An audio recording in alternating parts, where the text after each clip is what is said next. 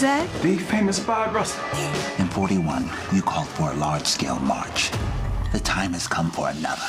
No, Bayard. I can handle all the grunt work. Rally the young. We are going to put together the largest peaceful protest made up of angelic troublemakers such as yourselves.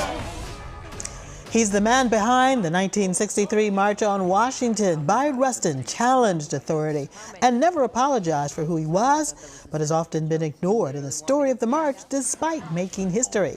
Joining us now is Jean Dolan, a social impact entrepreneur who was recognized as a Forbes 30 Under 30 honoree. Hi.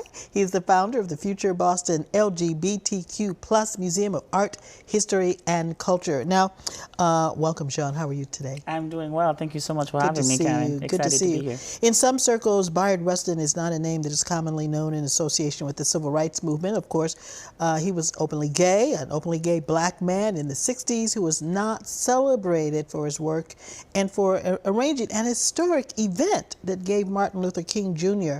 The platform for his most famous speech. So how does a story like that of Bayard Rustin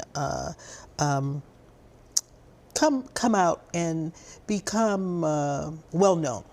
Well, I will say, first of all, thank you for having me. I'm very excited to be here.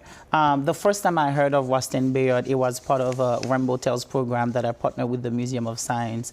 And my good friend Derek Young Jr. from the Leadership Brand gave a talk about his work, his legacy, his impact, and how often people like Rustin Bayard, gay black men who contribute a lot to society, don't get their due flowers and don't get the respect that they deserve. And then from there, I went on a journey of reading more about him, his work, learning from bits and pieces. And then I found out that Netflix would be putting out a movie on him, right? And it's supported by the Obamas production company. Supported by the Obamas, Higher Ground Productions. Yes. And so when I was in LA, I saw the film, and then I started talking to the team at Netflix and saying, let's do a screening here in Boston, and working with the team at Netflix there, Kevin, working with Nigel and Spencer. We bought the movie for an advance screening a couple of weeks ago. How does this connect more with the work that you're doing to give recognition to people in the LGBTQ+ community? Yeah, well, you know, the LGBTQ movement is such a big movement in American culture and American history.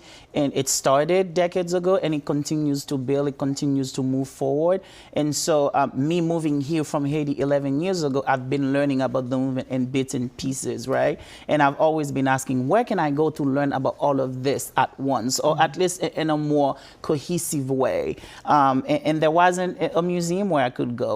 There are a few archives here in the city, but archives are not easy to navigate if you're not an archivist or someone who work in academic setting. And so I took it upon myself and working with a few people to launch a museum here. And before we talk about the museum, I want to ask you another question which feeds into this. You were the creator of the Portraits of Pride exhibit, which was on display in City Hall Plaza and on the Boston Common last year. Tell us what inspired you to create that display. So I was inspired to create that display because I wanted to tell the story, right? The diverse story of LGBTQ people, the work that they've done, the work that they continue to do and will do in the future, but then to also create a moment for all of us to celebrate who we are and what we've done, and to pay respect to the community. When I moved here, I benefited from a lot of rights, a lot of privilege that people had to fight for politically, socially, and culturally. And so I felt like it was only right that I gave the flowers to the folks who have done this work and to the people that will continue to do it. So you're taking all of this knowledge, all of this experience, all of this energy, and building a new museum, creating a new museum in Boston. I just have to imagine could be a very daunting endeavor. Tell us about where you're going with this and how the work to establish it is going. So the museum, Boston LGBTQ Museum of Art, History, and Culture, the mission is to research, to collect, to interpret and exhibit art that tells the history of the LGBTQ movement in the state of Massachusetts. Part of the mission is to also center LGBTQ narratives and to support LGBTQ artists that are local here. So that is our mission, and how we're going to do that will be through exhibits, through programming, through events, and over the next 3 to 5 years, we are going to have temporary programming all around the city, some of them public, like Portraits of Pride, but other ones in partnership with other institutions that will work with us for this exhibit. And we'll also be having a festival where we can be part of the scene so we can create a queer culture in Boston. I travel to a few cities every now and then, and when you tell people that I'm Black, as they can see, I'm LGBTQ, and they're like, why are you in Boston? What's there to do? But one is because they're not informed of the pioneering role, right? This city and this state has played in pushing the movement forward.